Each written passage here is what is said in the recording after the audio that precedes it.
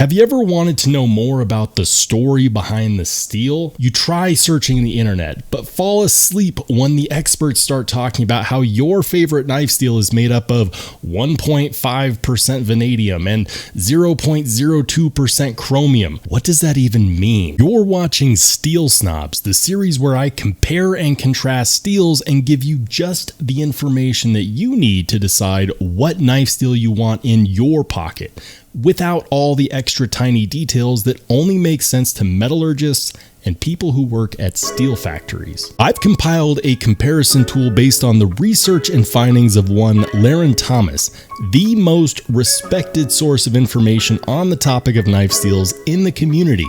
And while I'm no metallurgist, he is. I'm Rollshambo, this is Steel Snobs, and it's time for another episode. Let's get it.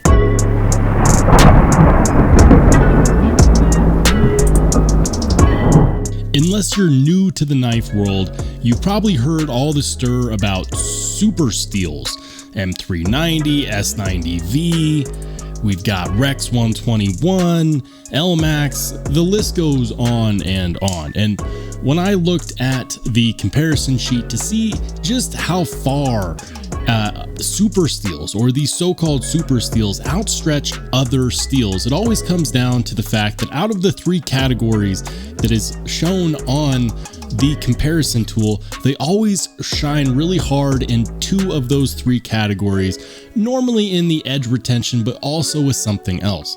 However, I was thinking about it and I said to myself, but what if there was a steel that is a super steel that far outshines all the other steels in two categories or more, and it was affordable? Ladies and gentlemen, we need to talk about 14C28N, a knife steel that you can find on more budget-friendly knives. We're talking knives at or under the $100 price point, which is pretty dang affordable, especially when you consider how much knives made out of other super steels are costing. But before we get into showing you just exactly why 14C is a super steel, let's talk a little bit about its history. Now, 14C28N is a steel designed by a Swedish company called Sandvik, and it was originally put on a knife back in 1997. It was meant to be incredibly durable, but also have excellent corrosion resistance, because it doesn't matter how sharp your knife is if it rusts every time it looks at something moist. Nowadays, you can find 14C28N on a lot of different knives. For example, you will usually find 14C not only on more budget-friendly pocket knives, but also on chef's knives and cooking ware. And it serves a really good purpose because it doesn't corrode as quickly or as easily as other steels, and it is in fact a true stainless steel. It makes it perfect for those applications. That's not the only good thing about it though. Like I already mentioned, it's extremely tough. Well, how tough is it? Tougher than most other steels. So let's go ahead and take a look at this comparison tool. And this is a tool that I'm going to be making widely available to everyone who's a channel member on my channel. So if you're interested in this tool, I will be making it available there soon. Feel free to sign up. It's only a couple bucks a month, and you'll also get the ability to use this tool. With that being said, let's first take a look at how 14C performs against other knife steels in its weight class. I'm talking about knives, steels that you can find on knives under $100. So we're going to be talking about steels like, for example, 14C28N, 154CM, 440A, 440C. We will also see A2, Oz8, BD1M, BD1N, my bad, D2, N690, Nitro V, and I know a lot of you are thinking, well, how does it compare against Nitro V? We're going to find out. So let's go ahead and see, is there any other steels we want to compare this against? Remember, this is just knife steels that you can find in the budget category. So we're going to be checking this out. Now, if you didn't know how this comparison tool works, This is based off of the ratings of one Dr. Laren Thomas, and you can find his ratings of these steels on his website, which is knifesteelnerds.com. So remember, this is not my research and findings. I'm not a metallurgist. This is from Dr. Laren Thomas. Something that I'd ask everyone to keep in mind is the fact that these ratings are subjective. This is not based on things like blade coatings. This isn't based on cutting geometry. This is just the properties of the steel itself. You might disagree and say, well, how come this got this score and this got this score?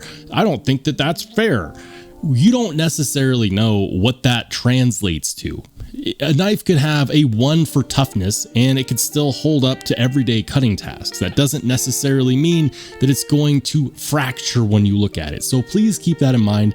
This is just his ratings based on his findings and his research only on the steel properties. We've got A2, D2, 14C, 154cm, 440A, 440C, Oz 8, 8CR, 13MOV, BD1N, N690, Nitro V, and VG10. These are all very common steels that you find in the sub $100 price range.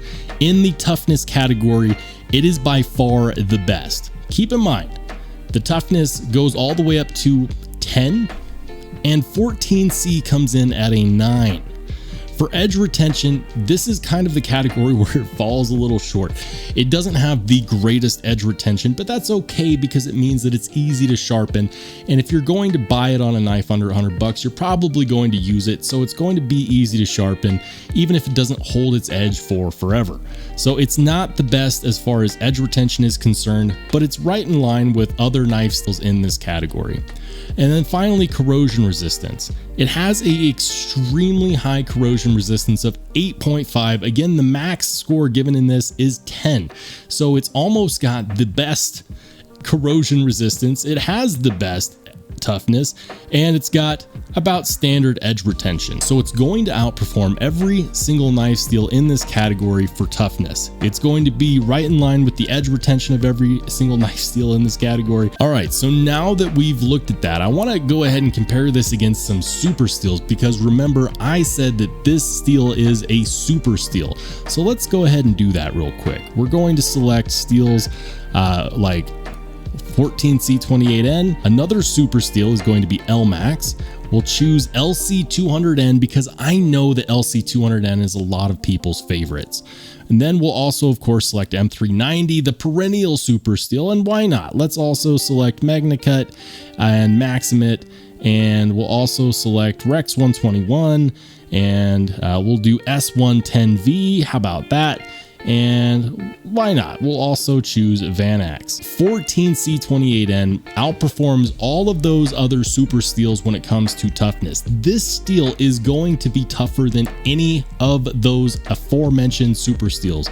Like I said, including MagnaCut, M390, LC200N, LMAX, Rex 121, Maximit, and Vanax. Oh yeah, and S110V. It's also going to have really good corrosion resistance. It's not going to have the most corrosion resistance, but it's right up there. 8.5 on that scale. It is most definitely a true stainless, and it's not going to rust on you, which means that if you live in an area that has a lot of humidity, it's going to stand the test of time. So earlier I mentioned that we were going to pit this against other knife steels that it's comparable against, specifically Nitro V. Every time I talk about knife steels on budget knives, everyone seems to be all the rage about Nitro V.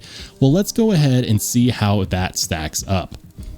14C against Nitro V. Specifically, it has the same edge retention, it has better toughness, and better corrosion resistance. So why on earth would anyone want Nitro V over 14C? It's mind-blowing. Now, I know that you're probably going to be sticking on the edge retention and saying, that's not very good edge retention, and you wouldn't be necessarily wrong, but a lot of it is held up to the heat treat. There are cases where companies like Santoku, a very popular chef's knife company, Santoku gets similar edge retention out of this knife when they heat treat it like S30V. S30V has really good edge retention, and 14C is not necessarily hard to heat treat. So if we were to compare it against the edge retention on S30V, what you would see is that it's possible, in fact, to get edge retention way higher. Now, does running it at a higher HRC, is that going to affect its corrosion resistance and toughness? Sure, I would expect to see that toughness drop a little bit, and the corrosion resistance probably not at all. That being said, if we could get that up to a 6, that would be absolutely fantastic, which would mean that you would have similar edge retention to M390. Yeah, not bad, right? So here we go. 9, 3, and 8.5. This knife steel is just about very similar to LC200N, a knife steel that we all wish we would see more of. Every time I see a Spidey Chef post or a video about something Spyderco that has to do with stainless properties, everybody wants to say, oh man, I wish they made more knives than LC200N. And now that we know that 14C is almost exactly like LC200N, the real question is, why don't we see more knives in 14C? As you can tell, they are extremely similar.